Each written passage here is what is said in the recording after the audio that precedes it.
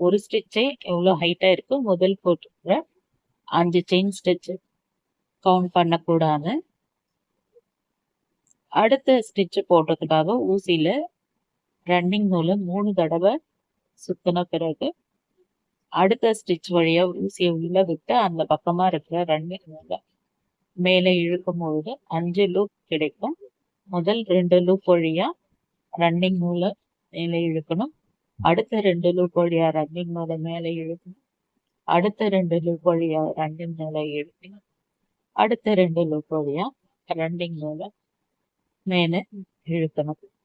ஒரு double triple crochet போடுறதுக்கு 4 single க்ரோஷேட்க்கு சமம்.